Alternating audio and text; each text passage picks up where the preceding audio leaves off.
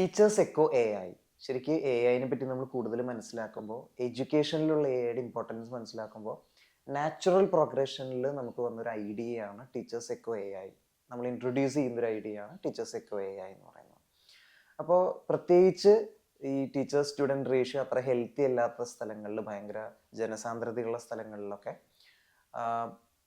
ടീച്ചേഴ്സിന് എല്ലാ കുട്ടികൾക്കും ഒരു പേഴ്സണലൈസ്ഡ് അറ്റൻഷൻ കൊടുക്കാൻ പറ്റിയെന്ന് വരില്ല. അപ്പോൾ കുറച്ചൊരു മെച്ചുവേർഡ് ആയിട്ടുള്ളൊരു കുട്ടികളുടെ ഇടയിൽ, കുറച്ചൊരു ടീനേജിലേക്കൊക്കെ വന്ന് കുറച്ചൊക്കെ ടെക്നോളജി ഒക്കെ യൂസ് ചെയ്യാവുന്ന ഒരു ഏജിലുള്ള കുട്ടികളെ സംബന്ധിച്ച് ഇപ്പോൾ ആഫ്റ്റർ സ്കൂൾ അല്ലെങ്കിൽ outside the school college hours അവർ കൂടുതൽ ഡിപ്പെൻഡ് ചെയ്യുന്നത് എ ഐനെ ആയിരിക്കും. അത് നല്ലതാണ്.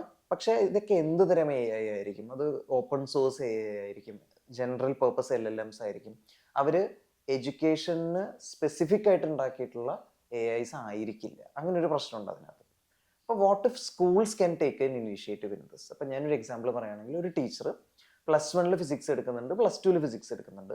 ഈ +1 ഈ ടീച്ചർക്ക് ഒരു ടീച്ചിങ് അവതാർ ക്രിയേറ്റ് ചെയ്യാം, +2 കുട്ടികൾക്ക് വേണ്ടിയിട്ടും ടീച്ചർക്ക് ഒരു ടീച്ചിങ് അവതാർ ക്രിയേറ്റ് ചെയ്യാം. അപ്പോൾ ഔട്ട്സൈഡ് ഈ സ്കൂൾ അവേഴ്സ്, ഇപ്പോൾ പല കുട്ടികൾ പഠിക്കുന്ന ടൈം പല സമയത്തായിരിക്കും. ഇപ്പോൾ ചില കുട്ടികൾ ക്ലാസ്സിൽ ഇത് എടുക്കുന്ന സമയത്തിന് അത് ഗ്രാസ്പ് ചെയ്ത് പോകും, പിന്നെ അവർ അതിനധികം അറ്റൻഡ് ചെയ്യുന്നുണ്ടാവില്ല, ചിലപ്പോൾ ഹോംവർക്സ് ഒക്കെ ചെയ്യുന്നുണ്ടാവും, പിന്നെ അവർ നേരിട്ട് എക്സാം ടൈമിലൊക്കെ ആയിരിക്കും നോക്കുന്നുണ്ടാവും. പക്ഷെ ചില കുട്ടികൾ ഈ ക്ലാസ് എടുക്കുമ്പോൾ അത് അറ്റൻഡ് ചെയ്യും, പക്ഷെ അവരുടെ കൂടുതൽ ആ ഒരു സബ്ജക്റ്റുമായിട്ട് അവർ ടൈം സ്പെൻഡ് ചെയ്യുന്നത് അവരുടെ ഒരു പേഴ്സണൽ സ്പേസിലായിരിക്കും. അപ്പോൾ ഈ ഒരു പേഴ്സണൽ സ്പേസിലേക്ക് എഡ്യൂക്കേഷൻ്റെ ഒരു അറ്റൻഷൻ കടന്നു ചെല്ലുക എന്നുള്ളതാണ് എ ഐയുടെ ഒരു വലിയ ആപ്ലിക്കേഷൻ എഡ്യൂക്കേഷനിൽ.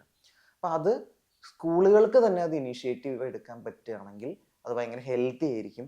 കുട്ടികൾ മറ്റ് ഓപ്പൺ സോഴ്സ് ആയിട്ടുള്ള ഇതിനു വേണ്ടി നീഷായിട്ട് ട്രെയിൻ ചെയ്യപ്പെടാത്ത എ ഐസിലേക്ക്, ഇൻആക്യുറേറ്റ് ആയിട്ടുള്ള എ ഐസിലേക്ക് കുട്ടികൾ പോകുന്നതിനെ കൺട്രോൾ ചെയ്യാനും നമുക്ക് പറ്റും.